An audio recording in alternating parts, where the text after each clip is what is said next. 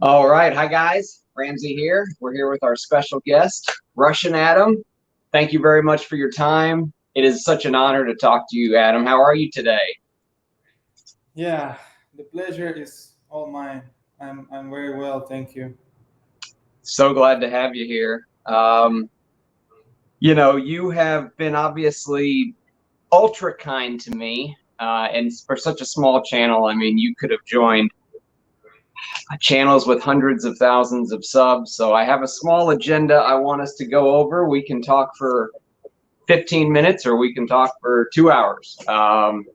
As long as you're willing to share, I'm sure our subscribers are willing to listen. So we're going to talk a lot about Russian Adam, the perfumer, but I was hoping to begin with Russian Adam, the man. Tell us a little bit about you and maybe your upbringing and what brought you to the art of perfumery.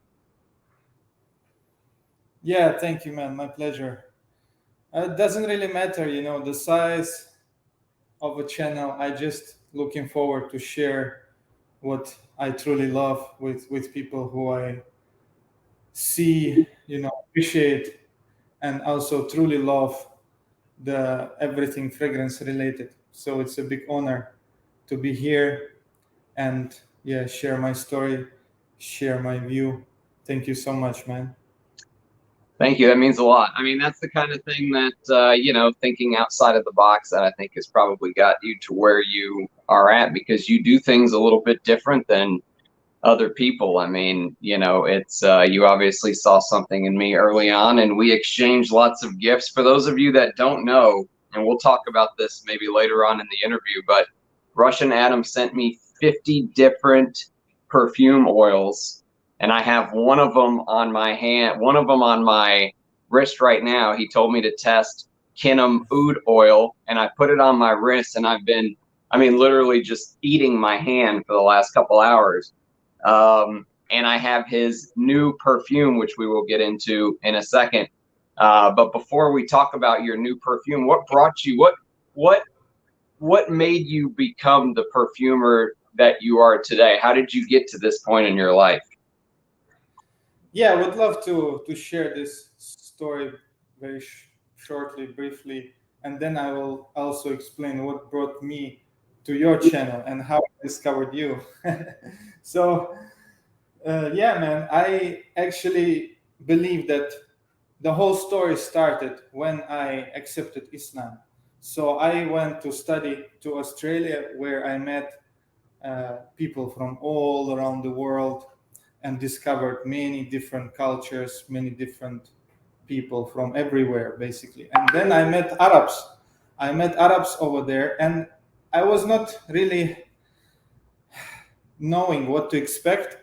And to be very honest, I was very thinking very negatively of Islam and Arabs. And then once they approached me and start to, communicate, I was truly shocked, blown away by the first words that they, conveyed to me. And finally, I became very good friend with one of them. And eventually, I discovered a lot about my own religion, about Islam. And then I converted to Islam and slowly started practicing. And that's when I believe I got in touch with this amazing, Oriental type of fragrances, which they share in the mosques when you're going for a prayer. Often somebody will just put you some oil on your hand, you will swipe it on your beard, and then you perform your prayer. So I was drawn to this Oriental type of fragrances and slowly started collecting them. And at some point, I realized that it's getting out of hand, and this is actually the topic I also wanted to discuss with you. As a collector, as a fragrance lover, I think it's very important topic. So I realize it's getting out of hand. I'm getting too many things, too many oils. I simply cannot use them all. So I slowly started selling these oils through eBay. I created eBay account, start doing, decants, selling different type of oils. And then I discovered oud. I discovered that there is one oil that is the most expensive from all. And it's the most amazing, and these wonderful stories people used to tell me, I was like, wow, I need to try this. And then once somebody brought it, I smelled it, and I was like, oh. what's that? It's really unpleasant. It's so pungent. It's so bad. It smells quite disgusting, but yet it's has this luxurious aura. It's so costly. It's so expensive. I was drawn by this, contradiction. I was really shocked and keep going back to it, smelling it again and again. And this was, of course, my favorite type, Indian, I believe, Indian traditional, very strong barnyard type of wood oil. So I was smelling it again and again until I got totally addicted to it. And I was just inhaling deeply and closing my eyes and really feeling something that I never experienced before. So then I started to buy wood oils like crazy and collecting wood oils and again selling them and doing this as a hobby until I reached the point where I met my friend Taha, with who we collaborated on the latest perfume. And then at that time, he told me he was already having his own website, distilling wood oils, selling wood oils. And he told me, look, Adam, if you want something really good, you have to approach the distillers. You have to do everything yourself and make sure they buy good materials, make sure they conduct the distillation in particular way so that you receive something truly exceptional. That's when I started my Feel Oud website. So I set up the website. I started to contact the distillers. I start to pay them, extra money for the costly raw materials, because normally distillers, they use very cheap raw materials to produce agarwood oils. And then I start to commission distillers to produce agarwood oils for me and start selling them through my website. At the time, I've been living in London, studying there and doing it as a hobby.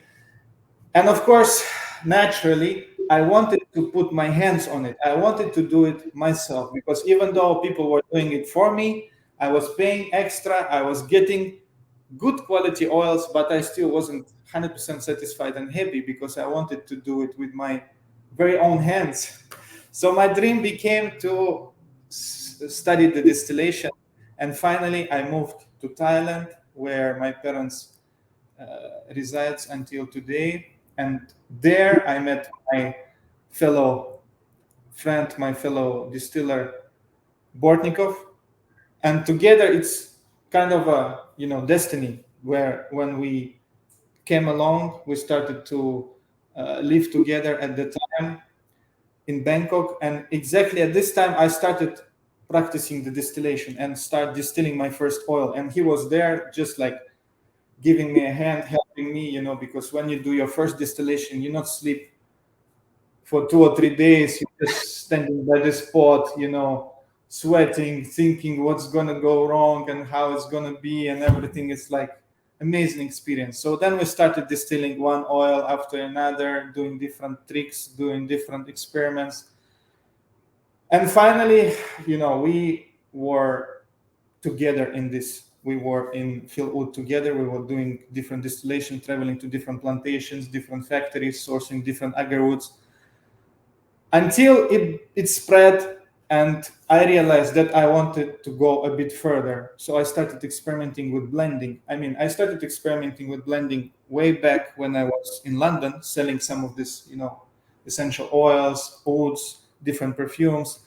But after I played with the distillation, and I realized, how many different variables there are that each can be, tweaked in order to get the desired aroma, I really realized that it's essential part of the perfumery, and I want to try myself in it. I want to, go a bit further and take my own oils and try to blend them with some other ingredients and see what can come out. And I remember doing my first experiments, putting some of the random oils together, some of the oud oils, some of the other ingredients that I used to have at the time, and then smelling the result. And I was like, wow, this is really nice. And I want to release something like this. And this was actually the Ottoman Empire perfume that I composed, my first completed composition. So I That was just your first randomly, one? yes, I just randomly put some essential oils together, with some broad idea what I want to achieve, and then I smelled it and I was like, wow, this smells completely different than all these different ingredients that I combined. It created this amazing, smell. I was like truly blown away. And until today, actually, Ottoman Empire is my favorite perfume, my first perfume I ever composed, and my absolutely favorite composition. I think Yeah. I agree. Wow, thank you for sharing. So it sounds like, in a way, you kind of found yourself while finding perfume. That's a great story. Do you and Dmitry Bortnikov, obviously, you did the Feel Oud. Have you guys ever composed a perfume together? Not really. I was very strict, to be honest with you. I was very strict when I started, when he started. I didn't want us to influence each other. I didn't want to smell his perfumes. I didn't want to give him to, to smell my perfumes, because I want us to take, different paths. I wanted us to be, unique artists. So until recently, we didn't discuss anything in general perfume related. We were just focusing on the distillation and feel oud. And then I think he achieved his own signature, which I truly appreciate. And Alhamdulillah, I also have my own signature, so I'm very happy about it. But to give a small spoiler, I can say that yes, we are now working on something together. Wow. Well, I know there was the collaboration with Sultan Pasha and then your friend Taha, right? Yes. So that would be fantastic. I think a Dmitry Bortnikov collaboration would be well received by the community. So that's great news. Thank you for sharing that. Let's talk about this new fragrance that just got released, Aquilaria Blossom. I came home from work. By the way, I was dressed like this for work, so I left it on for the interview. And this is the first time I've had Aquilaria Blossom from your pack since you sent it to me, and I never smelled it. I've been waiting because I didn't want to put out a review too early or anything. I wanted to respect, the timeline. And so finally, I put this on about 3.5 hours ago, and Okay. I will tell you that I love the idea because it reminds me of some old perfumes. Not reminds me in smell wise, but idea wise. I think I told you this over email. The Yeah. idea with Aquilaria Blossom is that if an oud tree had a blossom, which it doesn't, a flower, what would it smell like? And Fougere Royale did something very similar to create the first Fougere. They wanted to create what a fern smelled like, which ferns have no smell.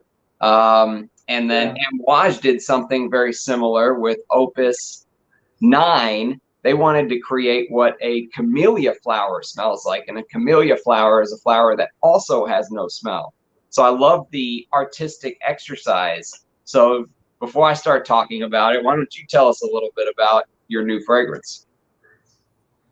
Yeah, that's really honor for to see you trying it and to hear your pure honest take on it. Yeah. So yeah, I mean, we shared most of the information and inspiration in our video, so people who haven't watched it should go ahead and see if they're interested. How two friends, two distillers came together finally and create a perfume composition. Definitely they should watch the video. But yeah, the idea apart from this Aquilaria, which is agarwood tree blossom, it was that we wanted to create something, a bit more uplifting, a bit fresh, a bit more variable, but still oud related, and something that goes along with oils of new generation. In this oud community, we call new generation type of oils are the oils that are distilled in very hygiene type of way, without any extra fermentation, without any extra tweaks to the distillation, that try capture the true essence of agarwood. And many people do not realize that the real essence of agarwood, it's not pungent, it's not barnyard, it's not animalic. It's extremely soft, it's extremely delicate, it's extremely floral, fresh, uplifting, of course, agarwood can smell as anything. I also done one of the videos where I talk about it, that actually that's why I believe agarwood is at absolute top of the mountain of ingredients, because there are so many different varieties and types, and each can smell. Actually, I mean, it can smell like anything. It can smell like oceanic breeze. It can smell like barnyard. It can smell like leather. It can smell like vanilla ice cream. It can smell like tobacco. It can smell like anything.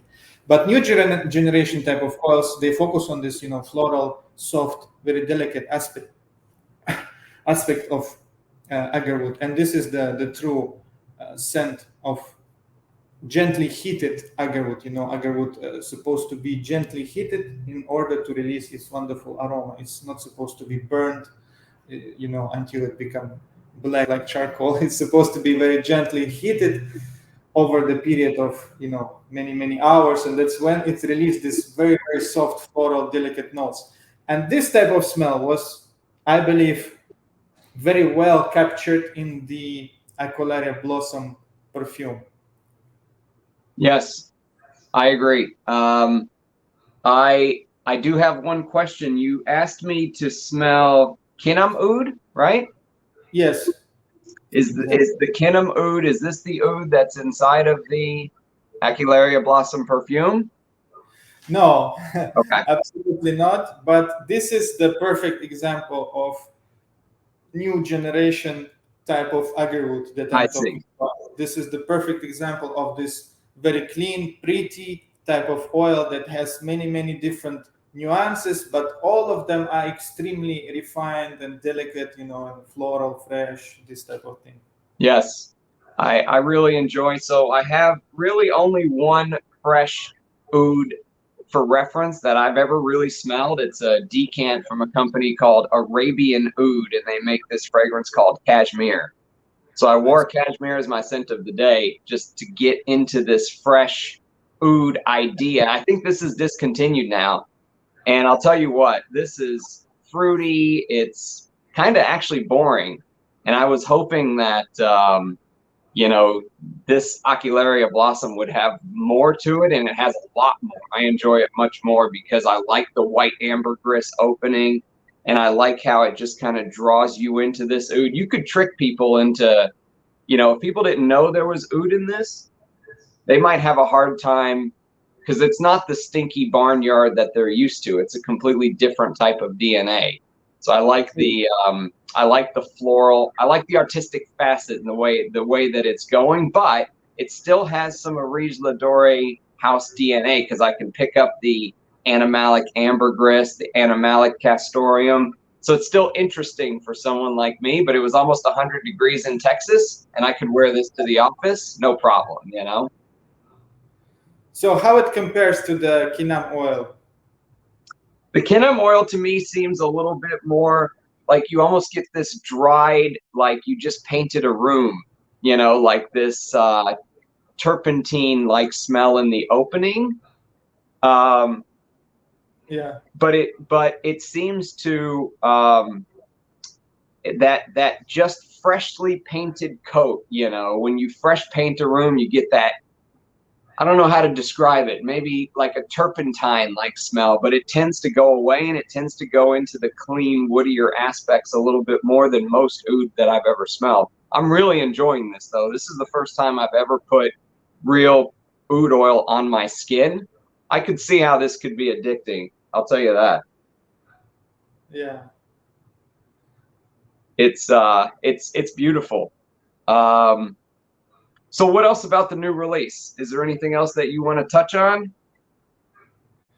Not really. We see many people, start to panic because, as you know, how it works with our new releases, that we have a certain time when we launch the composition, and we tend to receive a very huge amount of orders during this particular time. Like within 2 3 4 5 10 minutes we get hundreds of orders, and then people are very worried that some of the orders not going through, some of the orders getting lost or missing, and then they start seeing their friends, neighbors receiving the perfume, and they still not getting any even notification from the website that the order is okay and it's on the way, because often website fail to send automatic notification due to a large number of orders. So all I want to say, just please people, be patient and give us time. As we mentioned on the website, it might take up to 1 month for us to just go through all the orders slowly, trying to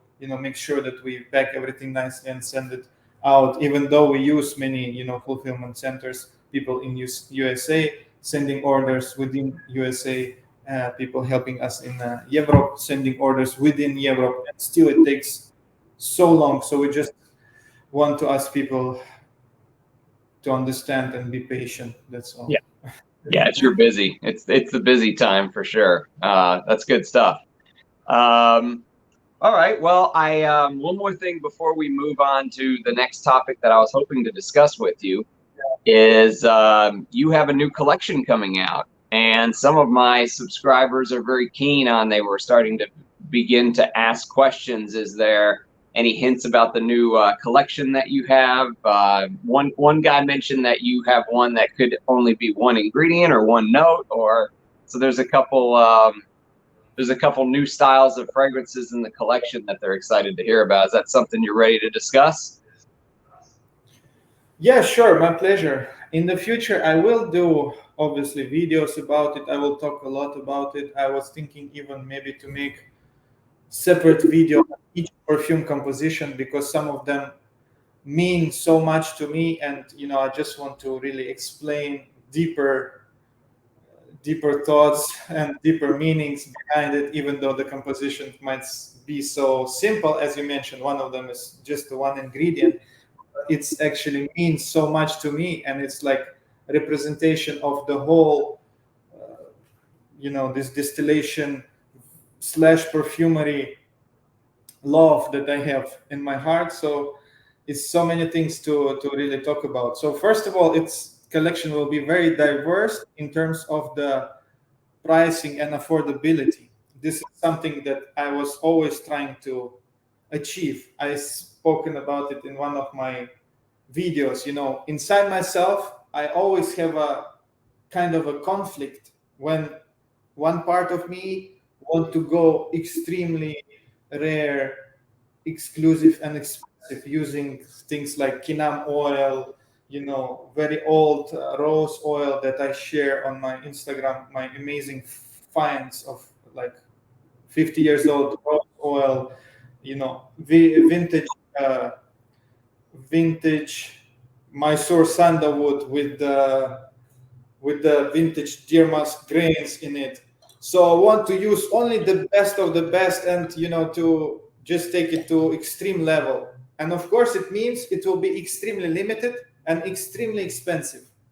And the other part of me always like, no man, come on, relax, come down. Let's do something like affordable. More people can appreciate it. More people can experience it. And it's perfumery is not about ingredients. It's about blending. You can choose some cheaper ingredients. You can blend it, and you can convey your story nicely still. So I was always balancing between these two extremes.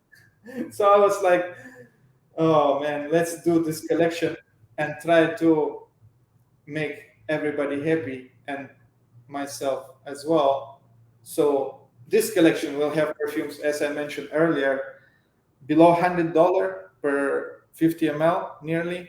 Then there'll be perfumes a bit more expensive, 150 to 100, and up to 300 and $400 per bottle. So this is the first very, very unique and I believe very beneficial aspect of this collection. It will, capture many different perfumes in terms of affordability, but all of them based on Indian traditional perfumery, Indian attars.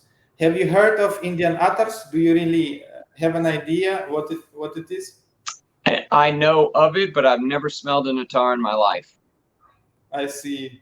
So these days, attars is any oil-based perfume, any perfume that not contain alcohol. People call it attar, even though it's not made by traditional way. The traditional way of doing attars in India is that perfumer does never contribute in terms of blending the oils. It's all done through the process of distillation. So they distill sandalwood oil first. The most common base for Indian attars is sandalwood, even though now it's becoming so rare and expensive and not many people use it.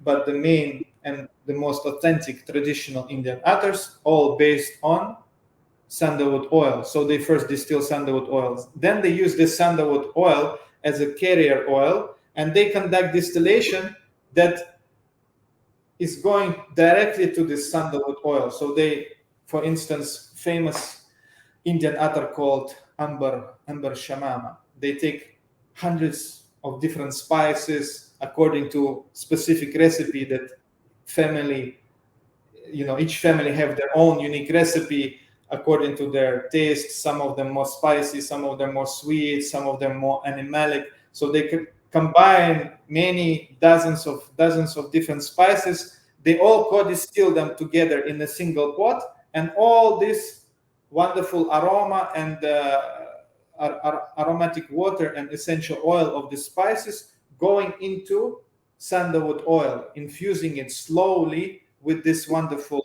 mixture of smells. And this process can take up to, I don't know, 20, 30, 50 days. So they keep doing distillation, infusing sandalwood oil with this aroma oils of spices, and in different cases, flowers, and different combination of flowers. So it's very, very complex tradition and very, very amazing corner in perfumery. And all of these attars done by distillation process only. So the perfumer not actually take the oil, mix it together, but it's all done through the traditional distillation. So it's very, very, very unique, very old traditional way of doing perfumes, basically. However, this tradition, I believe, is slowly, dying out, because most of these attars extremely pungent, some of them extremely spicy, some of them extremely sweet, some of them basically unwearable for the modern consumer. So I took many of these different attars and use different attars in different perfume composition, trying to build more modern, but again, obviously, from time to time, vintage French inspired compositions, more fresh compositions, more oriental compositions, but the core remain this traditional Indian attar produced by the traditional distillation. So I think the concept maybe not new, but it's definitely very interesting. It was very challenging, and the collection as a whole has been ready for many months actually. But the bottling, packaging, all of this takes so much time. So hopefully it will be released within 1 or 2 or 3 months. Let's see. So I actually gathered questions from my subscribers, and this leads me, I was going to wait until the end, but this is a perfect segue since you mentioned the distillation and the whole perfumers. One of my subscribers asked, since you have such rare and amazing ingredients, have you ever considered hiring a classically trained French perfumer to blend some of the ingredients that you come across? Or does the attar, the whole distilling with the attar oils like you were mentioning, does that remove the need for more of a classically trained perfumer? Because you've done some amazing compositions without ever going to the Givaudan school or IFF. What would an Arige Ladore, fragrance look like if Gerard Anthony or, Jean-Claude Elena or one of the big time noses, what would that look like? Yeah, man, that's very funny because we fragrance lovers, we fragrance heads, thinking alike, I believe. And we often, it's really funny because just yesterday, I think, I've been reading base notes, and I regularly reading the base note Arich thread where people discuss my perfumes, they give their take on it, they discuss different type of things there. And there were people talking suddenly about skunk, about uh, cannabis flowers, and about this type of things. And then they say, oh, we wish Russian Adam do something like this, and others say, no, no, we wish he never touched this type of ingredients. And then I was like, oh man, I actually have perfume ready. It's sitting there in the storage macerating that actually focused around skunk, civet, and hemp flower. So I was like, people really, talking about something that is in some cases already done and waiting, its hour to be released. So this is, and I've been following this type of discussion. And one of the, I will again reveal now that yes, one of the future perfumes already inspired by this critic, by this type of saying that the problem with indie perfumers that they have the ingredients, they have amazing vintage oils, they have ear mask, ambergris, but sadly they don't have professional training. They don't know how to compose the perfume properly. So often they fail because ingredients not always equal amazing perfume. So on the other hand, we have these amazing perfumers who professionally trained, but with all these regulations, they lacking chance to play with the highest quality ingredients and with animalic notes. So I was really inspired by this, criticism. And I was like, yeah, man, that's really, each argument have some truth to it.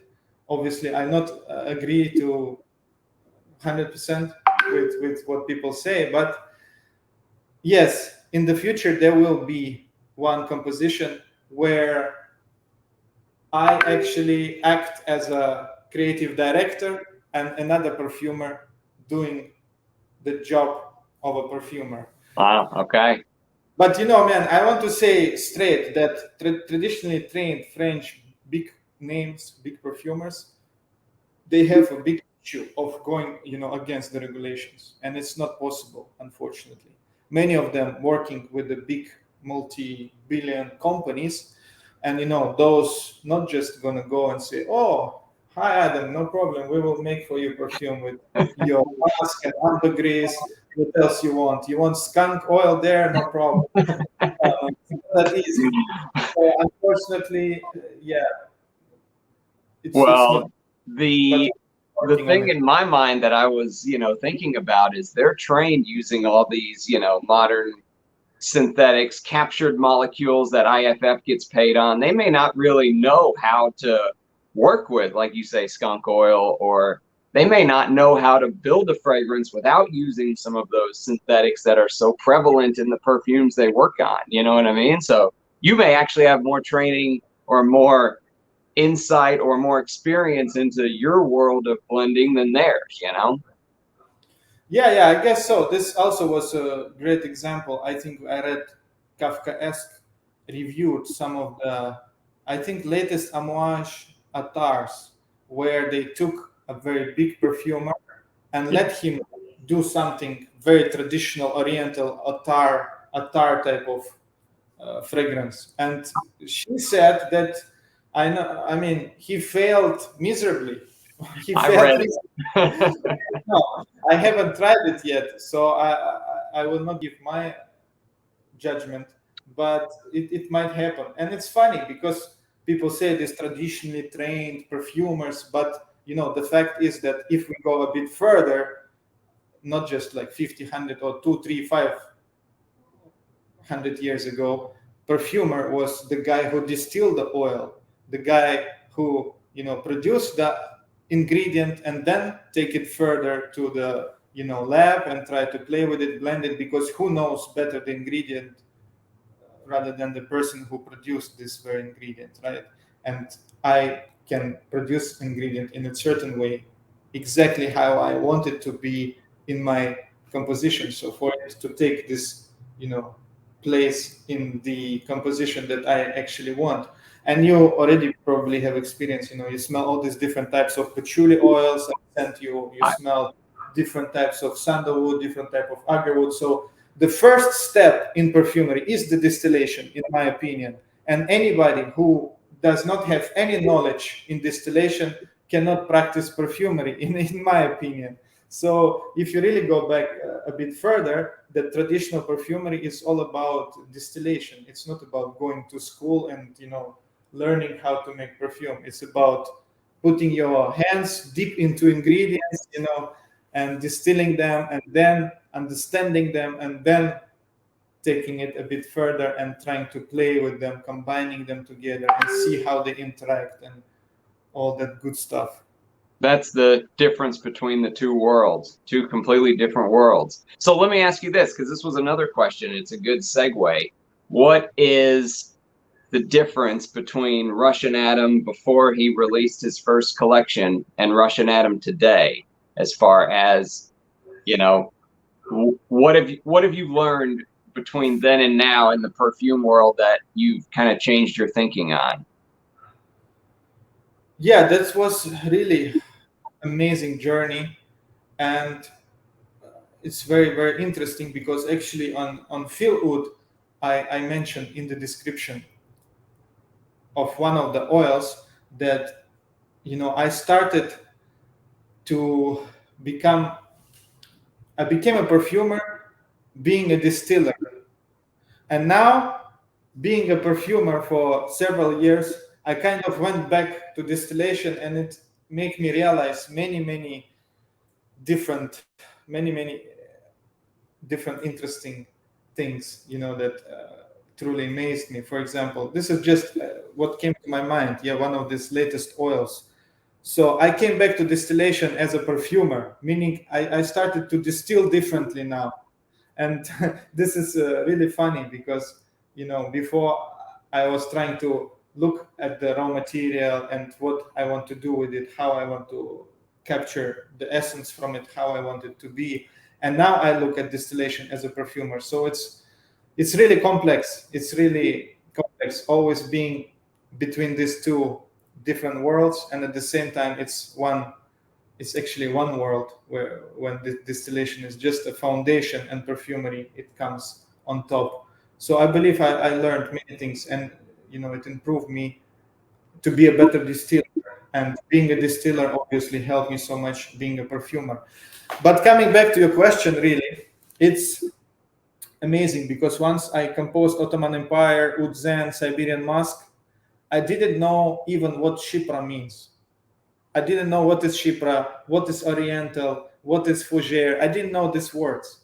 I was just like smelling some of the popular fragrances at the time and being like amazed at how people can display this as authentic ambergris, oud, rose, yet it smells so artificial. I was like truly, uh, how to say, I was truly upset. I was truly not happy about it. So I was like, I have to do something to show people what is real oud, what is real rose, what is real musk, because it seems that we losing it. Just as you mentioned in one of your videos, that we losing the reality in YouTube fragrance related content. We're not seeing the true picture, what's going on, and it's very sad. So I was like in this type of shoes, and then I didn't know anything about perfumery. I was just following my heart, following what I think is best and smell the best and combines the best,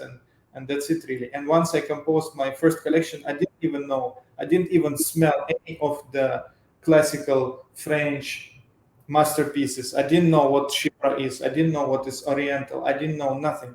So I was truly, at the same time, I had an idea that French perfumery is very sophisticated, very delicate, and very beautiful. So I wanted to have that. And I knew that Arabian is very punchy, in your face, very straightforward, very intense, animalic. So I wanted kind of to combine it. That's how I came up with the idea of Arish Ladore. But I haven't smelled any of the classical French perfumes. And then slowly, as I start to go in my journey further, people start recommending me. They said, "Oh, actually, we think you will benefit if you smell some of the masterpieces of the past, perfumes like Mitsuko, Shalimar, JD that also recently discovered. We You have think a you will." story on that. Yeah.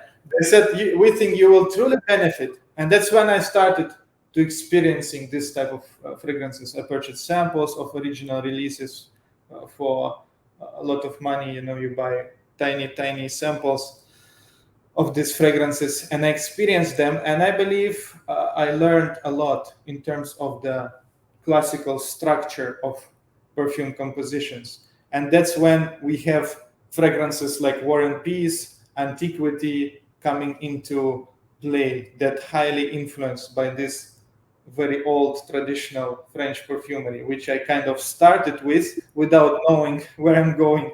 And then I kind of discovered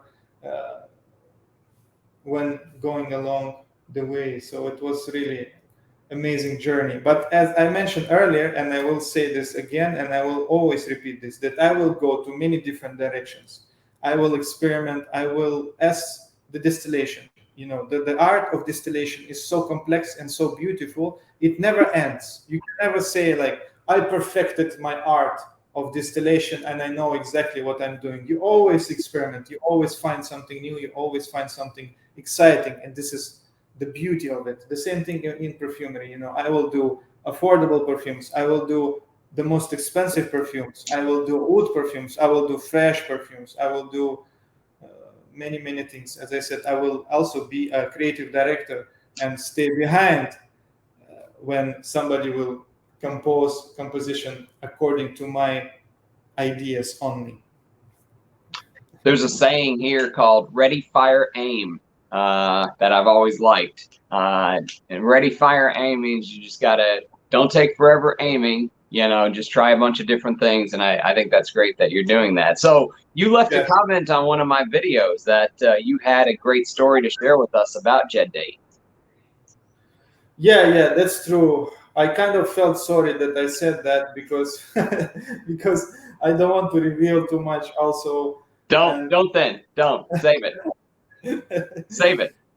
Honestly, if yeah, you don't feel comfortable, I mean, at this point, I feel like I'm talking to a friend. So if you don't feel comfortable, don't share. Save it. yeah, this is exactly related to our point we just discussed, that in certain point of my journey, I was deep into discovering this very old French traditional masterpieces. But to be very honest with you, I was never 100% satisfied for my personal taste, because I always wanted something extra in terms of animalics. I wanted more deer musk, I wanted more ambergris, I wanted more castoreum, civet, all that good stuff. So I was always, searching for Sounds more. like me. Yeah. So then I think I ordered JD sample, and I was like sitting and waiting for it and being so excited about how it conveys the story. I personally not a fan of the story it conveys, but the fact that it conveys a story and it doing it well, that's what I like. I was really inspired by the unique at the time, you know, idea behind the formula, that it is kind of a dirty, dry vetiver that is very unique, very unusual. So sitting and thinking about it make me, play around with different oils, ingredients, and that's how I composed War and Peace. So waiting for the sample of JD to arrive, I made War and Peace, and I Wow. was like, "Wow, that's nice. Maybe JD smells something like this. We will see." And then this sample was sitting there for many weeks actually, and I was smelling it, and I was like, "Yeah, it's nice, but it's a bit too much even for me." And I was doubting whether I should ever release it. And then I was coming back to it again and again, and I was at some point I was smelling it, and I was like, "Man, I must release this. This is really amazing. It's doing something to my brain that I cannot even comprehend. It's so beautiful. It's so unusual. It's so beautiful we have to do it. We have to release it. So that's how I created and decided to release War and Peace, basically sitting waiting for the sample of JD to arrive. That's funny. That's yeah, if I could own two of your fragrances, it would be Ottoman Empire and War and Peace. My War and Peace first impression is just me drooling all over it for half an hour, basically. I was a big fan of War and Peace. So speaking of smelling some of the classics, there was something else I wanted to talk about because we'll switch gears a little bit because I actually tried to return the favor, although there's no way I could repay something like this. That is, these oils are very precious. So I tried to return the favor and I sent Russian Adam. I sent him, if you watched my top 100, I sent him the top 10. And I sent him some of the Guerlains. So you guys might not know this. I don't know if I ever shared it on the channel, but I think maybe I told a couple of my friends, but he actually happened to get it. I sent it from Texas to Indonesia, and he happened to receive it on his birthday.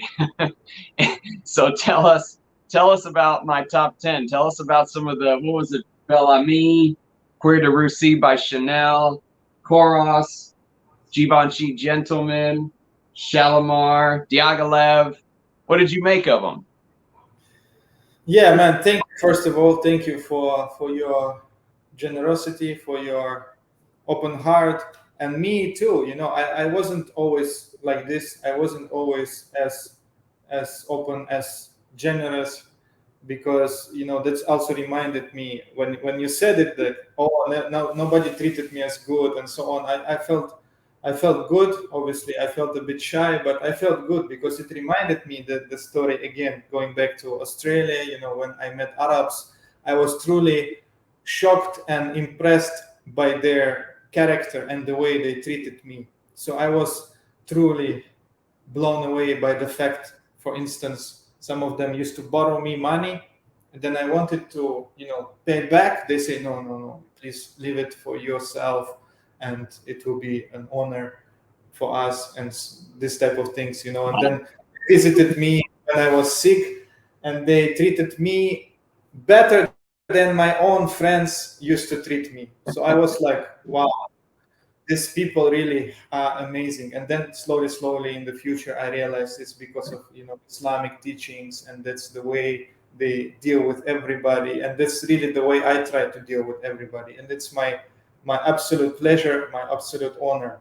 So thank you so much for appreciating this and sharing something with me as well. So I really not celebrating birthdays, but it was definitely the best gift I ever got. I already went through some of the samples completely. Some of them already see they already a history, as they say. What? But I'm planning to buy many of these, inshallah, in the full bottles. I think I would agree with you regarding the Bellamy. Bellamy is a stunning composition, and I would definitely put it in the first place in terms of leather, in terms of not necessarily stunning ingredients, but in terms of the work of a perfumer, how a perfumer managed to combine different ingredients in order to create a certain picture, a certain story, a certain wonderful aroma.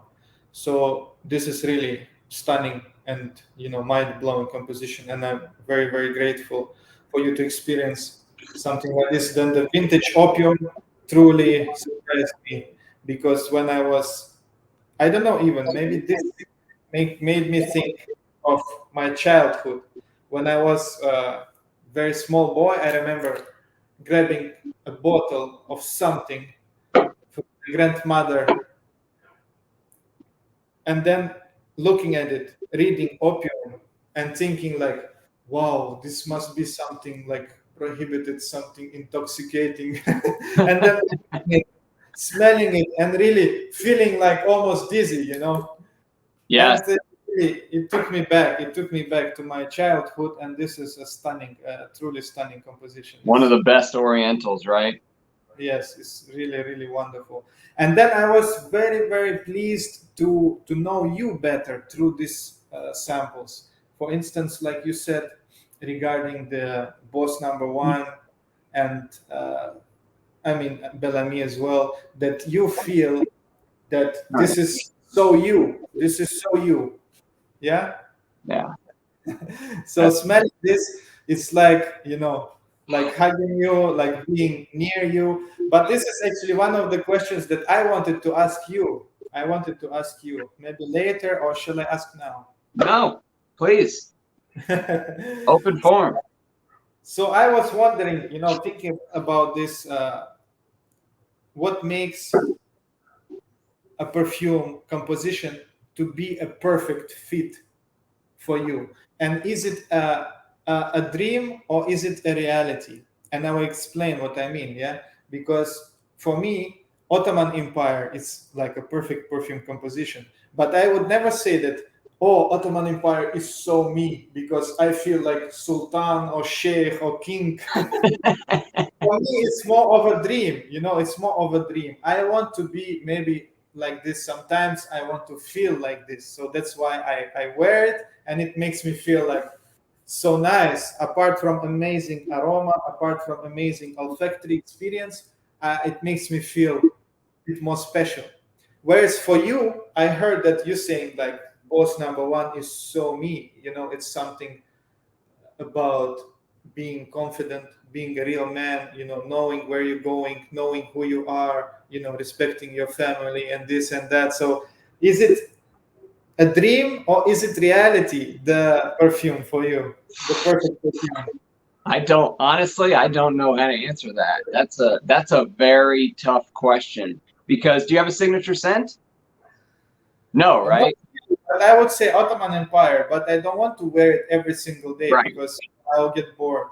I don't have a signature scent either, but it's just something about, and it's something about the time period, I think. 1985 was boss number one. And I watch all these YouTube reviewers and they do top 10 boss videos, and boss number one's not even in the list. And I think it's their best fragrance. So it's just funny to me, they put boss bottled and all this other crap.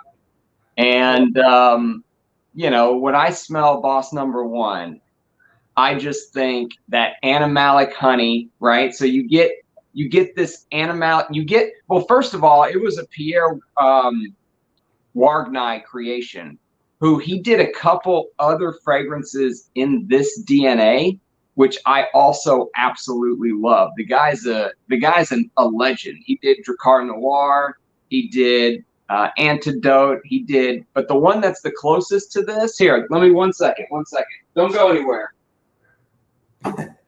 He did this. This is called Tenere. And he did this for Paco Rabanne. And it's this real animalic floral, like indolic, but for men. So it has kind of the same animalic honey as boss number one, but in a little more floral capacity. And I'm just like you. I always want more dirtiness. Like, I have a huge tolerance for animalics. So I was reading reviews on War and Peace, and people say, oh, it's so dirty, it's hard to wear. Not for me. For me, I got nothing but just beautiful opening, all this, the beautiful rose, the beautiful castoreum. I love all that. And I feel the exact same way. Like, this is what I would wear if I had like a big meeting, or if I wanted to show the room who I am as a person. I would wear something like boss number one. That animalic honey, it just because my dad's signature scent is Paco Rabanne Pour Homme, and there's actually an animalic honey note in that fragrance as well. So I think I just associate like animalic honey with being a man, being head of the family, having responsibilities, doing, like you said, doing the right thing, taking care of your family, stuff like that. I just associate it with it, and this is like the reference for me. You know what I mean? This is the reference animalic honey. Like, you cannot improve on this. This pissy bathroom animalic honey smell. And then it has tobacco, which is one of my favorite notes. I love tobacco. So it just truly, it has everything I love. It just, and so even though I don't have a signature scent, when I wear something like this, I can identify it. I can identify with it so much more than 95% of all the other collection that I own. You know what I mean? Yeah.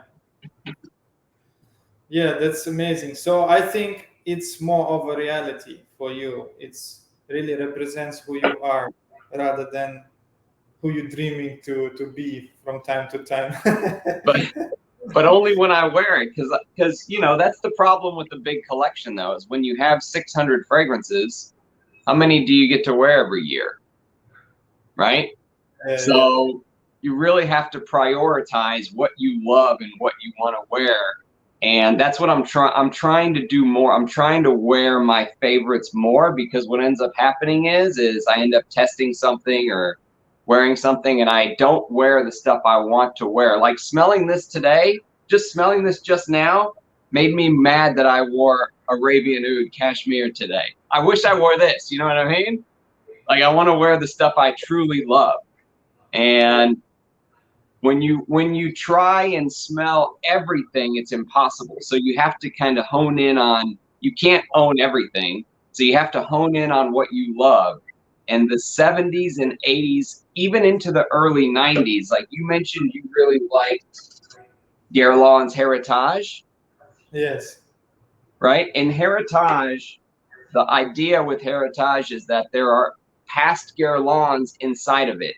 So you should be able to smell a little bit of Jiki, and you should be able to smell a little bit of Abbey Rouge and Vetiver, and and then that's the genius of Heritage. That's why it's my favorite Guerlain. Is Jean-Paul Guerlain took all of the beautiful creations from the past and made a perfume to represent his family's heritage, and it is a pendulum. That's what the bottle's supposed to be. It's supposed to be a pendulum in time, swinging. Foucault's pendulum, I think they call it.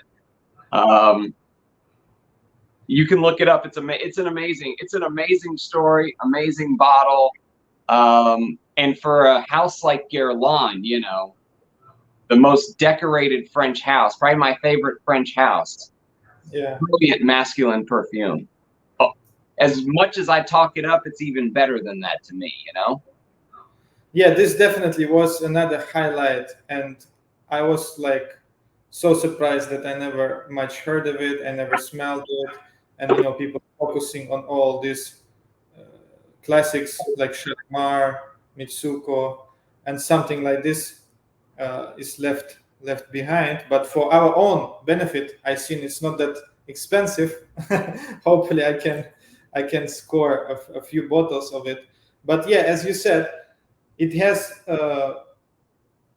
even Shalimar and Mitsuko also is there.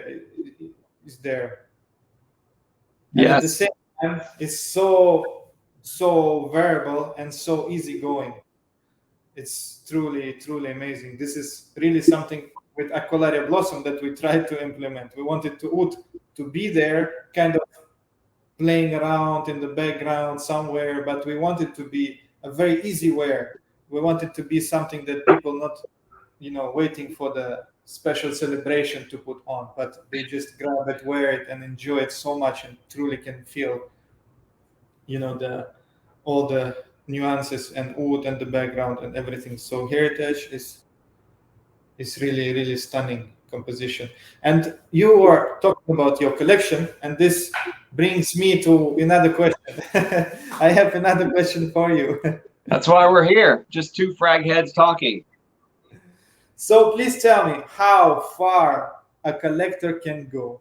how far a perfumer collector can go when you will sit and say, that's it, man. I have enough fragrances. I cannot handle it anymore. It's getting out of hand. How far can you go? That's Tell it. us. You're right. I mean, it does reach that point, right? And eventually you have to give stuff away. You have to, you know, you have to share your collection with the world, right? That's kind of that's the point of it, is to share stuff that because people send me stuff all the time that I've never smelled. And when they're releasing thousands of fragrance, I mean, literally, I think they're releasing thousands of fragrances a year. You can't, you even if you wore a new fragrance every day until you died, you'd never be able to keep up with it. And Yes. so you're exactly right. You have to think, how long are you going to be alive? How many bottles are you going to be able to go through in your life? But for me, especially when you're a vintage collector, like if you're going to buy Heritage, my recommendation is to make sure you try to find one with the gold cap and Yeah. the 5-digit batch code because of reformulations. And that's the problem that I run into as a vintage collector is, I want the old Boss #1. I don't want the new one in the new bottle that has the oak moss removed. I want the old one with the oak moss. So you have to find a specific bottle in a Yes. specific time, and they're limited. And so the collector in me wants to collect a bunch of these because I never want to be without something like Boss #1, or I never want to be without. This is the only shaker bottle of Bel Ami, the one that I sent you the Bel Ami from. This is the only shaker bottle that I have. I have 2 other bottles, but they're the next generation. So Yeah. when you're dealing with vintage, there's this fear of missing out. And that's where some people There is get, also a limit, this limitation. Like you cannot, even if you want to buy 10 bottles of it, you cannot, yes, right? you can't, right? It's very hard to find. And then you have to trust the person that it was stored properly, because you could buy something that was left on a windowsill and it's bad, right? So it's that combination of, connections in the community that you can buy these old, discontinued, hard to find fragrances, but then also to allow yourself to enjoy them. I mean, I know people who have a fragrance like this, and because this is the only amount of juice they have, they won't wear it because they're so afraid of never being able to get it again. So I Yeah, try man, to that's very make good. myself wear it. That's very good point. For me personally, how I feel about it, yeah, I feel that if perfume is staying on my shelf for too long, I feel I'm not giving it, justice. I feel that I only appreciate perfume if I finish it like within 2 or 3 weeks or something, or a month. So that's why I got this recently. This is the Amouage Gentleman Cologne that you also got in a Ah, different, yes. in What the do you make tester. of it? Yes. So that's, I wanted to show you. That's the actual bottle that it That's came. the one with the cap. Yes. Mine's a tester. Yes. So I got it like 2 weeks ago. So I'm hoping in another 2 weeks I will finish it, and I will, I will. How many So that's sprays the way do you do?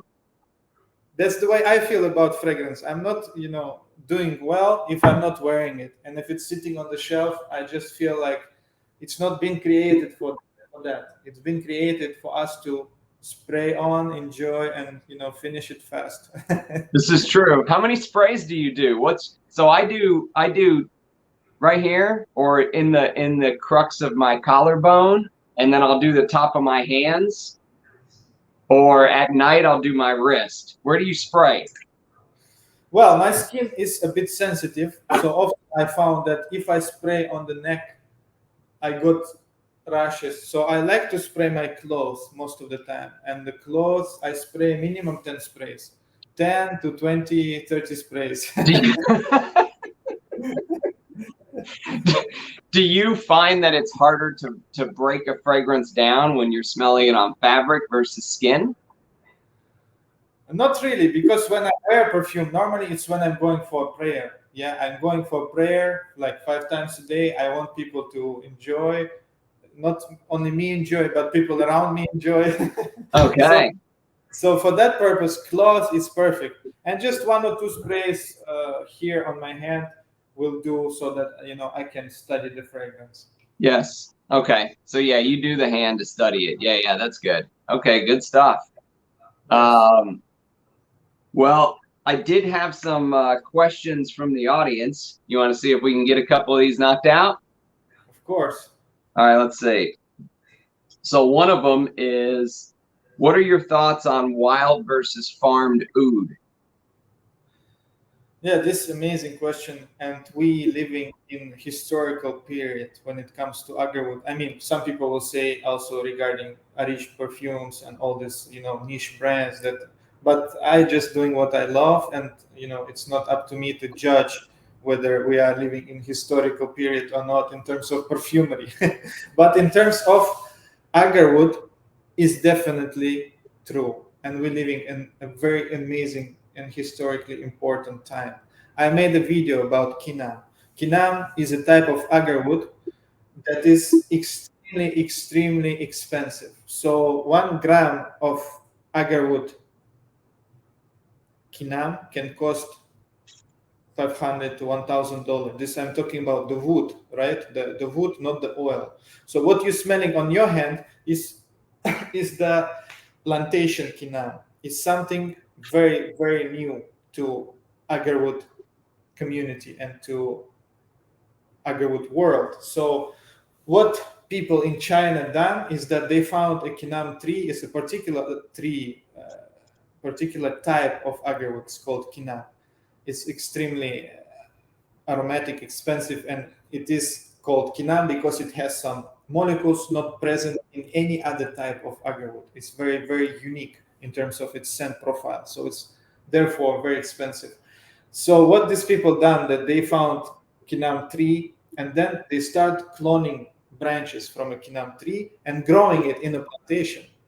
So it was something completely new. At first, most of the people in agarwood community were very skeptical about it, and they were like, "This is rubbish. They're not going to get anywhere. You can get kinam only from wild jungle, only from 100, 200, 300 years old trees, and it's only can be found there, and it's nearly extinct, and it's almost impossible." Blah blah blah. So that they will never succeed with this plantation kinam. Okay, the years went by, and now we have hundreds and thousands and maybe millions of kinam trees growing in plantation in China. They are all below 10 years of age, and they produce extremely high quality agarwood. Yeah, this Even is amazing. even sinking agarwood can be extracted from these trees. So I use this plantation kinam in order to produce this oil. So if we're talking about plantation, it's completely unexpectedly. I mean, you're not gonna even be able to predict what's gonna happen after 10, 20 years. It's so advanced. It's so advanced, and it's so much growing. And we getting. I mean, just a glimpse for you to have an idea. Agarwood oil have a main component in terms of chemical structure. It's called agarspirol, like santalol in sandalwood, like patchoulol in patchouli. Yeah. So normally industry measure that higher santalol means higher quality sandalwood oil. Higher patchoulol percentage means higher quality patchouli oil. And likewise, agarwood considered to be high quality if it has high percentage of agarspirol in it. So of course there are many other molecules responsible for many different type of nuances, and agarspirol is not always present in agarwood, but it's just a basic idea.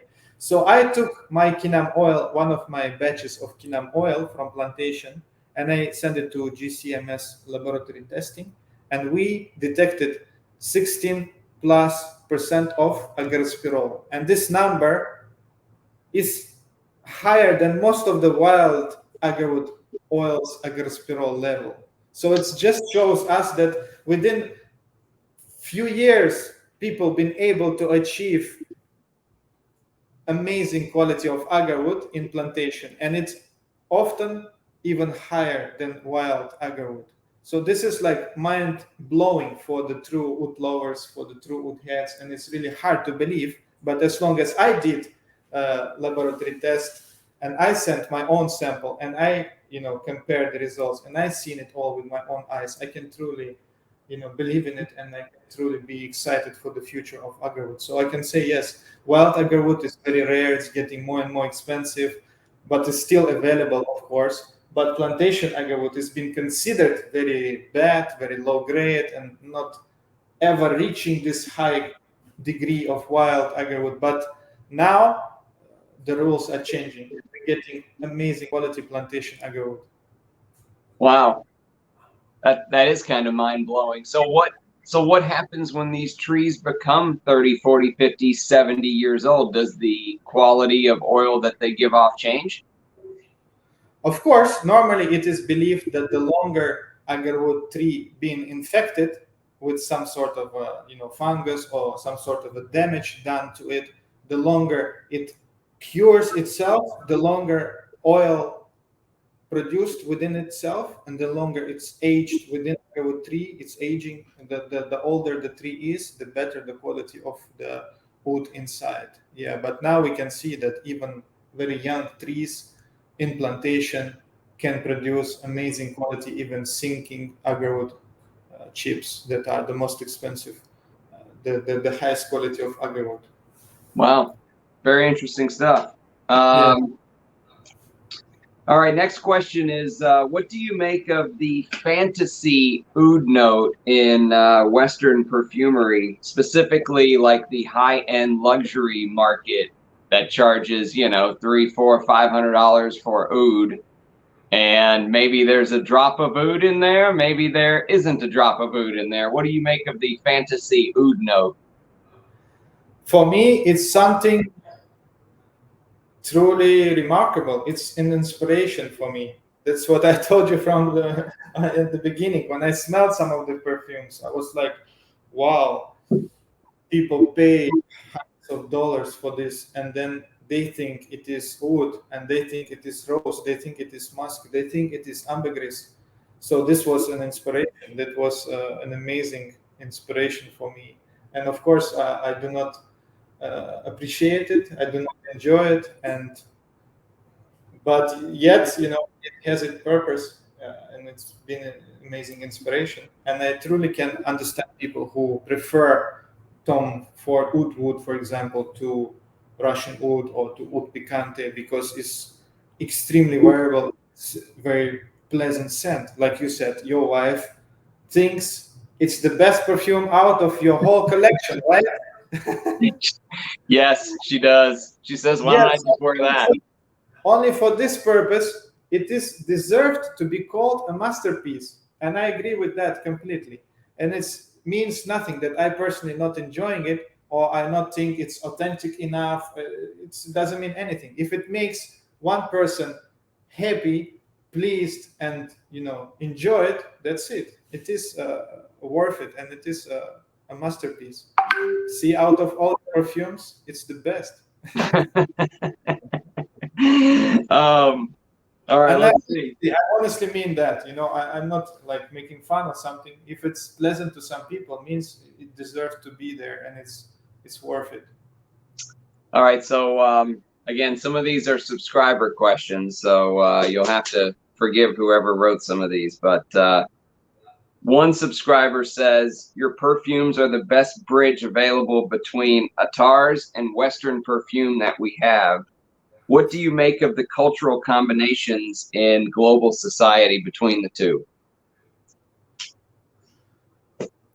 Yeah, that's very, very interesting question, because once I released my first collection, one of the biggest reviewers that I so much love to read and respect so much, Kafkaesque and Claire from Take One Thing Off, they were saying like, "Oh, those smell like attars. Those smell like sprayable attars. They're so dense, they're so thick, they're so rich."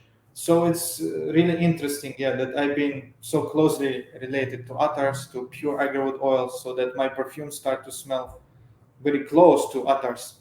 And then, as I mentioned, I try to merge French tradition with heavy Arabian attar style tradition. And I think I done pretty well with that. What do you think? Agreed. Um, has your business been affected by the craziness in the world the last couple of years? So COVID, now the war in Ukraine, the supply chain issues, have those affected Origelador's ability to get materials or market their product or anything like that? In a way, maybe, definitely. Now everyone using. I mean, before it used to be COVID. Yeah, any delays, any errors. Oh, this is COVID. What do you expect? Everybody using it as an excuse. So then there was a war and other things. But thankfully, Alhamdulillah, thank God, every new collection, every new release, I see a big growth of our customer base, of the interest for our fragrances. So in general, I cannot say that I've been, hugely affected by COVID or by other events. Thankfully, we continue to grow. We continue to become bigger and bigger. Alhamdulillah. Good to hear it. All right, let's see. What else do we got here? Oh, this is a good one. Where did you get your beautiful perfumer's organ? Was it stocked as it looks pretty full? Is there a story behind the perfumer's organ that you have? Not really. Not really. See, it goes back to a very simple rule and principle, just as I told you at the beginning. As my friend Taha told me, if you want something good, you have to do it with your own hands, or at least you have to ask somebody to do it for you. But then you have to, pay for it. You have to give them idea. You have to explain how it should be done. So that's the basic rule for everything. You want a good perfume organ, you need to find people who can produce it for you. It's obviously it have to be custom made, and you have to tell them the size, the design, and all that good stuff, and then you will get it. So that's what I done here in Indonesia. We just went to one of the wood craftsmen, and then he been able to pull it out very nicely after I gave him the information and details. Yeah, yeah. I saw it in a video you did a year or two ago. It's gorgeous. It's good stuff. Okay, here's one from one of my subscribers who wants to become a perfumer. For a novice perfumer, can you give an example of a simple oud accord without wasting expensive raw materials that's easy and simple to make? Because apparently he's having a problem wasting oud, which is expensive for him, and not coming up with a good accord.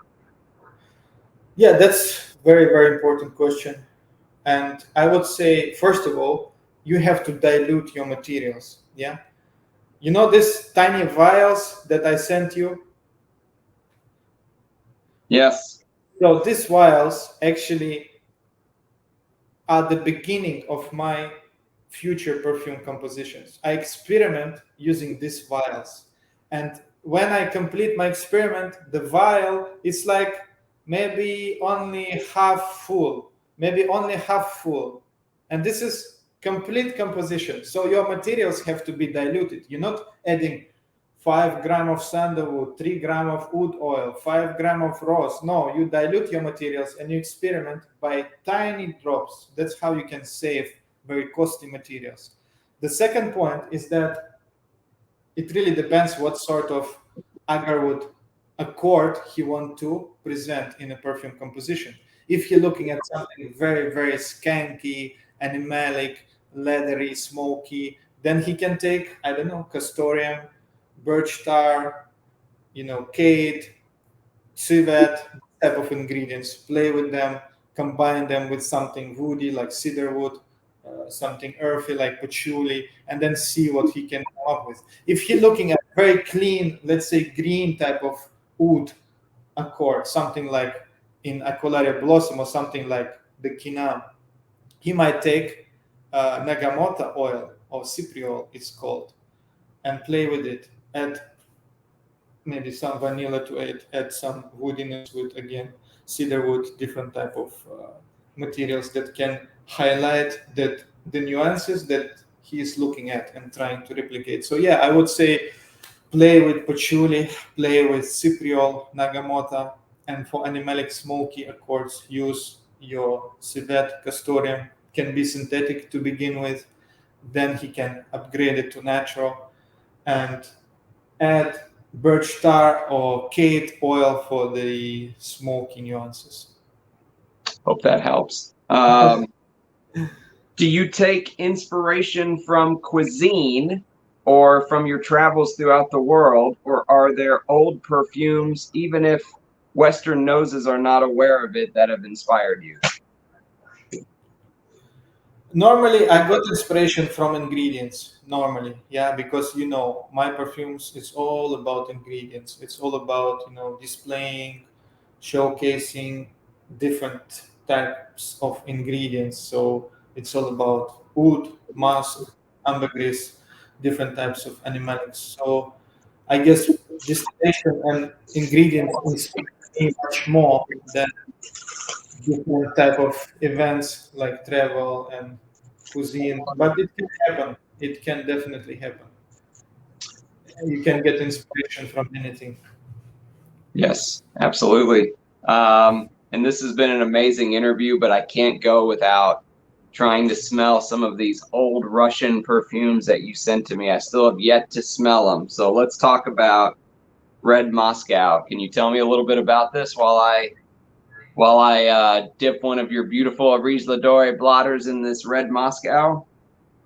Yeah. This was another very surprising discovery for me. Just recently, I don't know, 1 or 2 years ago, I discovered that actually Russian perfumery was a very, very big thing back in the day, like in the uh, 30s, 40s, 50s. And the story of Russian Moscow is it's really amazing. So apparently, the royal family perfumer composed a perfume for the royal family. This was before the revolution took place. And then this very perfume, they say or believed to be Red Moscow, that after being released in the Soviet perfumery when the already revolution took place and all these crazy things happened. So I was like at first thinking that Russian perfumery simply tried to copy French because some of them smell very French. But then I realized that actually it's not the case. Actually, the guy behind Russian perfumery is, let me see his name. I always forget his name and I feel bad about it Is it Ernst Beau? because he is the father of Russian perfumery, and actually he is from France, and he is a French perfumer. So let's see.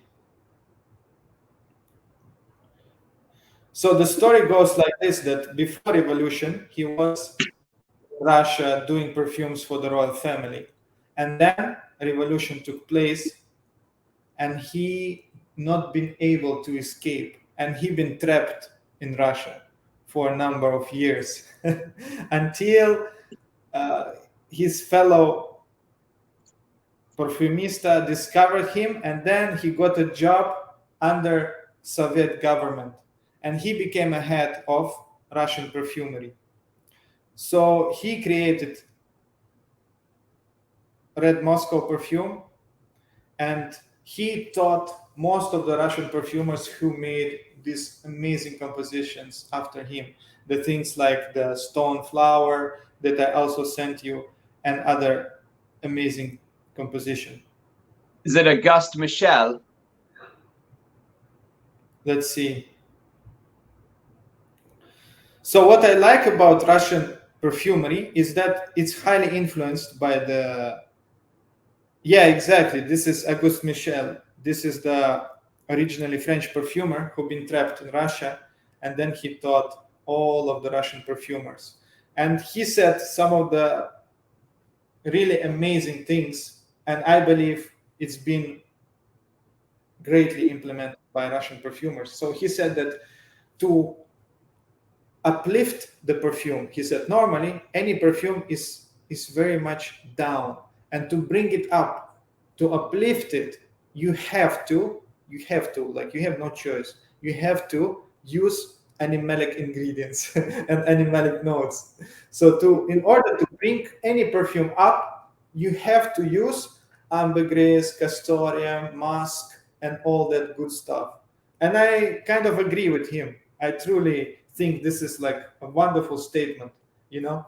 And then I discovered, looking through some of these Russian old vintage perfumes, that, by the way, have amazing bottling as well, amazing story behind each one. Like this one, what it reminds you of? It is Uh, it is a lighthouse, and ah, I inspired by, oceanic ambergris theme. So each beautiful. perfume is really like a story. And what I like about it the most is that Russia took their strong hand, and implementing his principle, they use extra amount of animalics. So some of these perfumes, you will notice and experience, like Indian Santal, and then Red Moscow, maybe not so much, but deep in the dry down, you will see lots and lots of ambergris, lots of other animalic notes coming out. So they've been highly influenced by French tradition, because obviously the head of Russian perfumery was a French perfumer, but they took their strong hand and they put a bit of extra ambergris, a bit of extra other animalic notes. So once you try them on skin, I believe you will be very, very pleased to discover deeper dry down, or the hard notes full of very authentic smell of ambergris, and it's truly, truly amazing. There is a beautiful iris note in Red Moscow. Yeah, Moscow is a carnation-based scent with a lot of heavier notes like oris and the resins It's and a so on. floral chiffre, yeah? Yes, floral shipra. Beautiful. Yes, the ingredients, if you put this under my nose, is this a vintage bottle? It is vintage bottle, but not like the first edition. The first editions have a glass stopper. This is the one with the plastic screw cap already. So I have both, but I thought I will send you this one, because if you will like it, you will be able easily to find this perfume very cheap with the Prices are not expensive. plastic screw cap. Yeah, it's very, very cheap. Very cheap. Wow. Amazing. I mean, this is good. This is really good. I'm a fan. I like this more than Chanel No. 5. I'll tell you that right now. Yeah. Well, you inspired me. I will also show you some of the perfumes I have here that I bought after your videos. When you speak about vintage and the value, this is another question that I will ask you soon. I bought some of Yes. these amazing perfumes, and I will share them with you too, and maybe viewers will also benefit, because each one of these can be found very, very cheap, and they smell absolutely amazing. I hope it's helped to, continue on your journey, because the fragrance journey is all about learning. It's all about learning, uncovering new things you didn't know about, discovering. Yes. Always trying something new. That's Yes. when you are excited. When you're waiting for a new perfume to arrive, and then once it's arrived, you smell it. That's it. Excitement is gone.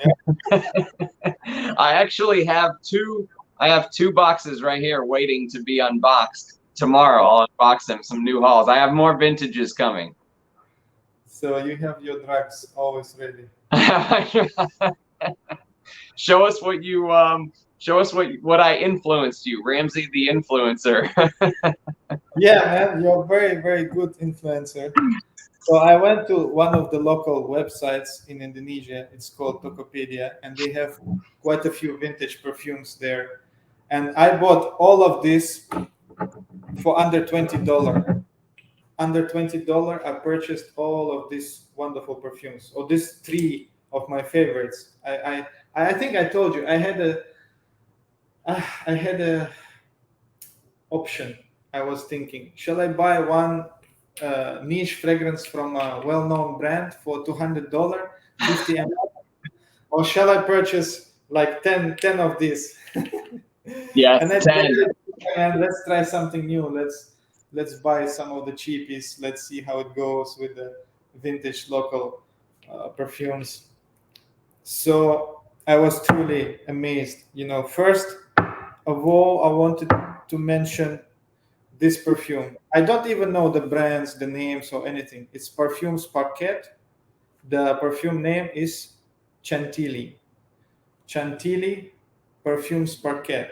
Nice. I've So never smelled that. it smells like a mixture of Shalimar and Mitsuko. And I even Really? think it is better than Shalimar. I think it is better than Shalimar because it's more spicy, it's more complex, it's truly amazing. And it has this fruity, mossy quality from Mitsuko. And then I went to Fragrantica. I read people saying like, "Wow, yeah, this is like Shalimar. This is nice, and this and that." And it's like $20 fragrance. The Shalimar that I sent you is from a vintage 80s Parfums de Toilette bottle. You think that's better than the decant that I gave you? Yes, I think so. Wow. Okay. Okay. I'm gonna have to Yes. try that. Second one is a celebrity fragrance. So I could never imagine celebrity fragrance can smell so rich and animalic and opulent and luxurious. I could never imagine. But you already know, right, that some of the celebrity fragrances are quite amazing from the past, Yes. right? Yeah, so this is from Omar Sharif. Apparently, Omar Sharif was, I think, an Egyptian actor,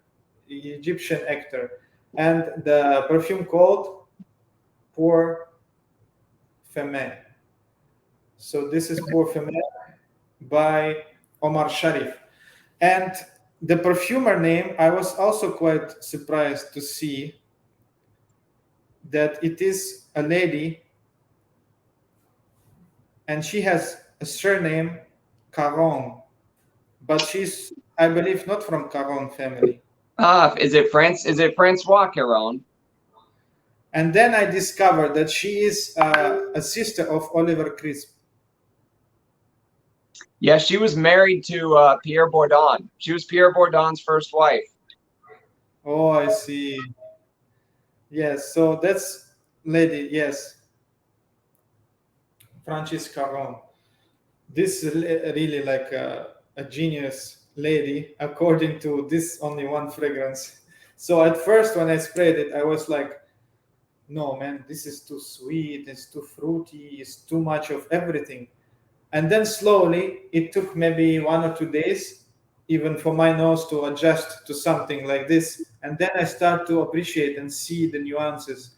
Amazing floral notes, amazing civet in the base, amazing fruitiness. It's like really, really out there with all the masterpieces. Like you wait for 30 minutes, 1 hour on your hand, middle notes, dry down, absolutely delicious Oriental Shipra with a lot of civet and amazing floral bouquet. That's the Pour Femme. Yes. Okay. So you're making notes, yeah? I'm Like I making notes. Oh, I'm gonna buy these. You're gonna be the influencer. okay, then we have is the Jean-Louis Cherbourg, #2. I've heard of that. Never smelled it. Wonderful bottle, I think 20 or something ml.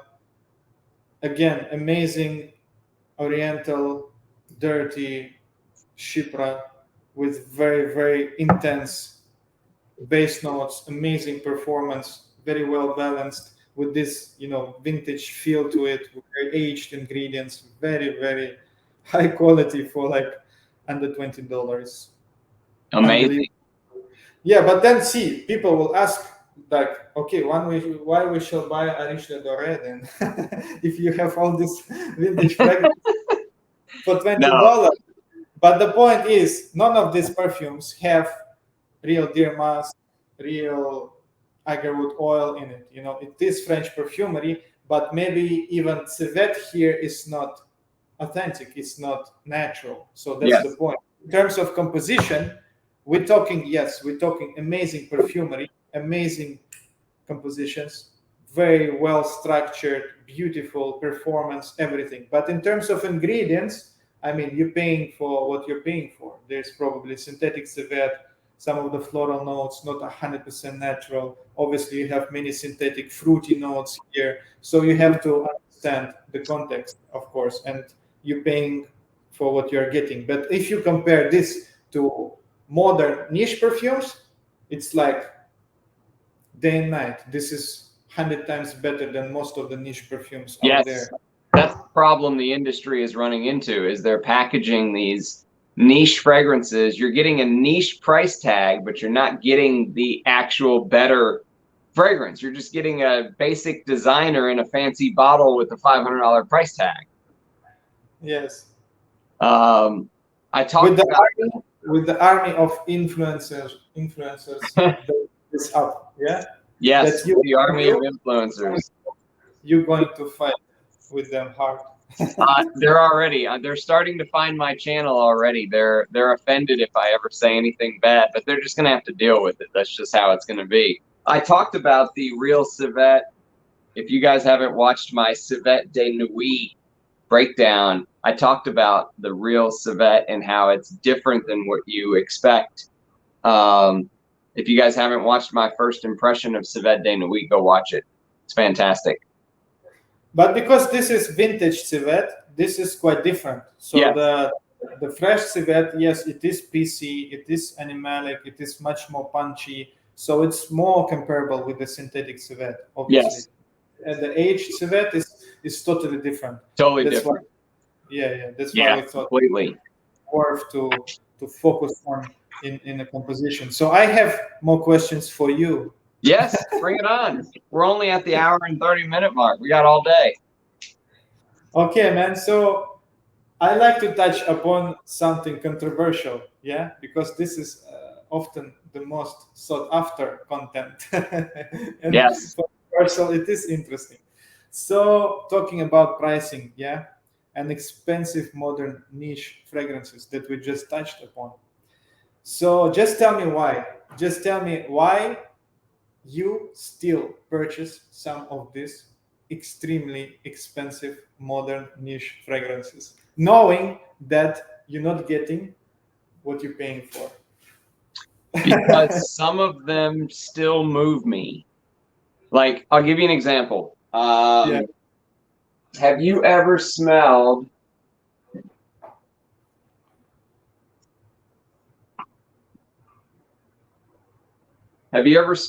Roja's Danger Pour Homme? Not sure about Danger. I think I sprayed it once in one of the malls here. Just recently, they start to carry some of the Roja fragrances. I think it's been sprayed. Yeah. Okay, so Roja's Danger Pour Homme smells almost identical to Guerlain's Heritage, but what Roja has done is Roja amped it up, right? So he took Heritage, which is one of my favorite fragrances of all time, and he added more cumin, more civet, more ambergris. That's all he did. I mean, it's literally, if you sprayed this for somebody one hand, and said, this is $500, this is $90, they would laugh at you because they would say it's the same fragrance. But in the dry down, for someone like me that likes to break the fragrances down, I do love this. Even though I know it's basically a ripoff, even though I know it's like a clone, it's a $500 clone in a fancy bottle with a fancy cap, I still love it. It's like I can't help myself. You know what I mean? Like, because I love this fragrance so much. I love Guerlain's Heritage so much that this takes Heritage and just uses like the best quality ingredients. So it gets a knock for, not being original. And even though I know that, I can't help myself. That's why it's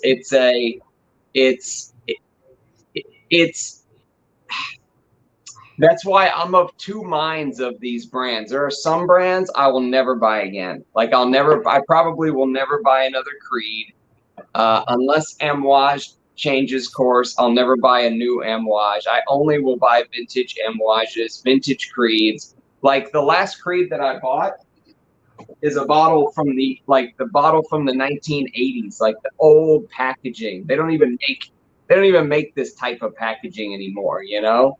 I won't buy anything new from some of these brands because they've lost my trust. Yeah, yeah, I see. I understand. So it's a bit similar, like through wood heads. They would pay extra. They would pay thousands of dollars for particular wood oil, and for regular people, if you compare slightly lower or even very low quality agarwood oil from, let's say, even same tree, yeah, from the same agarwood tree, you can extract oil that is $100 for 10 ml and $1,000 for 1 ml. It's the same tree, the same distillation, just different grade of raw materials and slight nuances of the aroma, making it superior. So the Yes. basic picture is like the same, but slight nuances, slight touches here and there, and something that makes you, as you said, eye rolling good. And when you feel eye rolling good, then that's it. You're ready to pay. So I see. Yeah, this is like a true addict mindset. It's yeah, yes.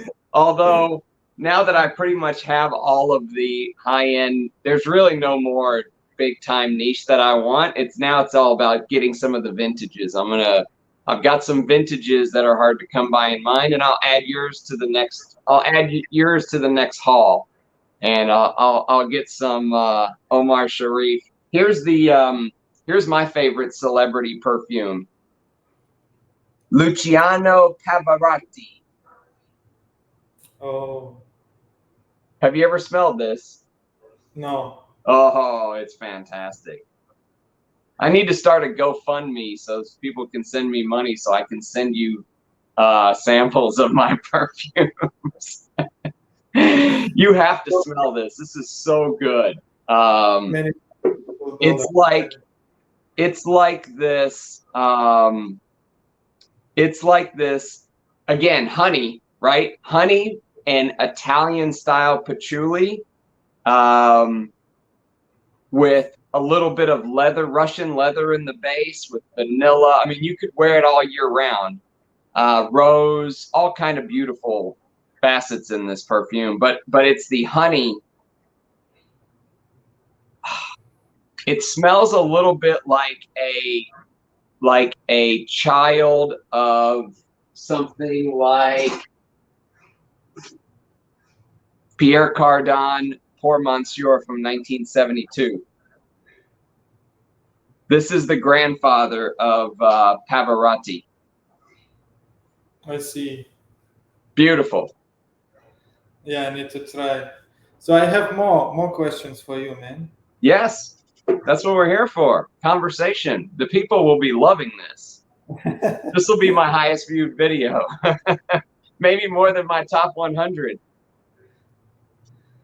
Yeah, so recently and I mean you always talk about it, and you touched upon something very, very deep, I think, and very important. So you said that you're trying to go against this, influential YouTubers that only give positive reviews, right? And then you mentioned that actually it's very damaging for the community as a whole. But then I thought even deeper, even much deeper. And I was thinking, like, yeah, it's not even damaging only for the community, but even for the brands and for the perfumers themselves. So when you hear only positive reviews about your fragrances, you're gonna become, I don't know, maybe even arrogant, or maybe even thinking that you are, so perfect and you're doing so well, where in fact the reality is very far from it. So I was really, touched and really thinking about this topic and how important it is. However, I think that some people on purpose doing good reviews only, Sure. because they don't want to spread like negativity and stuff. But I think somebody have to take this role. Yeah. I can be good at that role because sometimes it's like sandpaper. I can find an issue and I can just rub it down. But the thing about it is you have the best. I mean, when you first sent me, when you found the only reason you found me is because of the generosity of some of the other people in the community, by the way. They sent me some of your work. Like they sent me um Siberian musk, stuff like that I'd never smelled before, right? And so you found me and you said, "Hey, I'd like to send you a couple of these little decants of my work you've never smelled." And I said, "Fine, but I reserve the right to say whatever I want." And you had the best response to that. You said, "Honest and constructive criticism is the best thing, the best feedback that an artist can hear." And because you're looking at it from the artist point of view, some of these brands are looking at it from dollar point of view, and a negative review could stop someone from spending $500 on a bottle that costs them $50 to make. So they're looking at it from if you say anything bad, you're getting cut off from the free bottle train. I don't need their free bottles. I already have the bottles. I can say whatever I want about them. You're actually coming at it from the proper view, which is the artistic side of things. They don't care about creations. They just care about selling units at this point. That's why I think some of the brands like yours, Dmitry Bortnikov's, those kind of brands now are so important because once someone smells all the Bleu de Chanel's, they smell the Guerlains, they smell the Carons, they smell the beginner niche creeds, they move up to the Rojas. Where do they go? The only place left to go to get true experience is someplace like a Riesler Dore, like Siberian musk. Love it. One of the best musk fragrances I've ever smelled. But real musk like this, I don't think you can create it in a synthetic. I've never smelled a synthetic musk that smells like Siberian musk ever. So Yeah. where does the person go next? They have to, your brand is like the next. Your brand is like the peak. There's very few places left to go except for vintage. Like you said, you could go look for vintage stuff when they still used high quality materials in the 80s, but not everyone has the connections, or not everyone knows which version of heritage to look for. Not everyone knows to look for the gold cap. Not everyone knows this or that.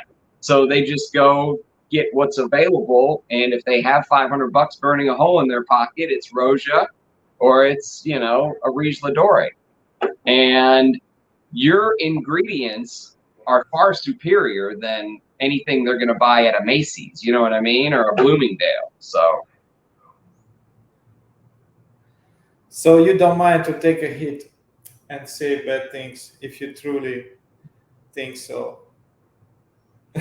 That's my stance. That's the whole reason I have this channel. I mean, that, and I just love perfume. I mean, even if I didn't have this channel, I would still be doing what I'm doing today. I would still be wearing my fragrances and breaking it down. And I just, with the channel, I get to kind of share it with everybody.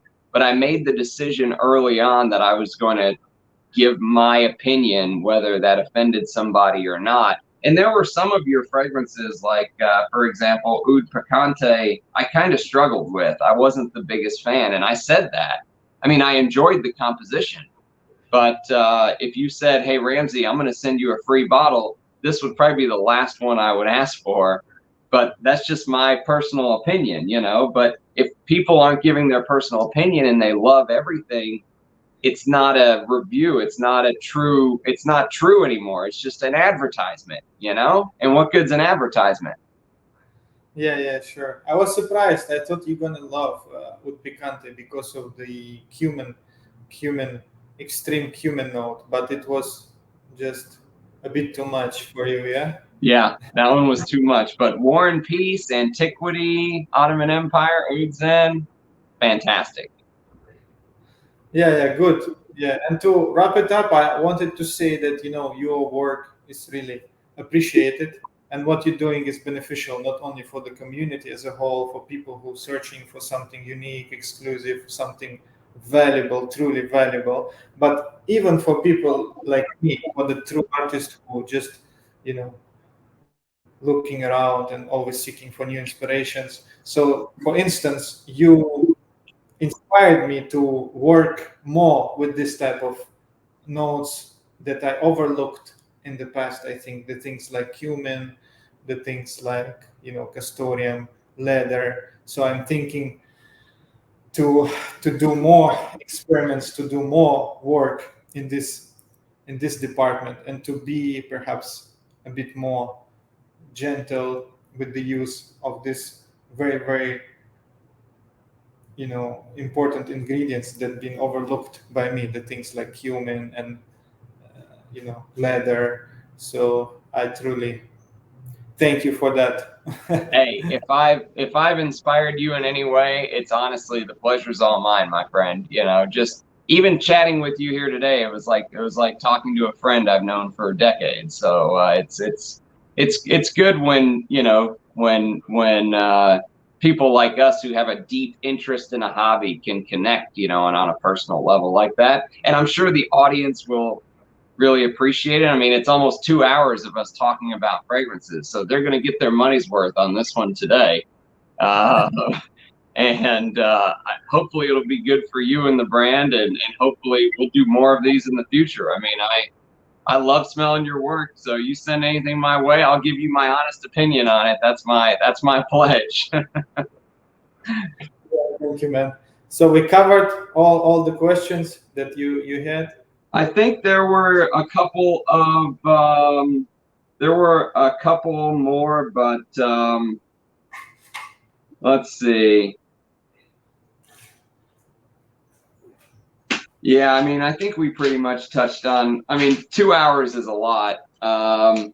We touched on everything. I was gonna ask you to go through some of these oud oils, but it might be too much for the audience. Maybe I can talk to you offline, get your thoughts on some of the, sweet Indian, how the different oud oils to your nose are perceived. Yeah, this definitely you need to take your time with it. You need to wear it for a couple of times and see, because oud is not an easy material. Yeah, it took me many months, maybe even years, to truly understand and appreciate it. So we will take our time and maybe make another video dedicated to materials and woods only. Nice. I think that's a great idea. Well, best of luck on your new collection, my friend. If I've inspired you anyway, honestly, it's a pleasure.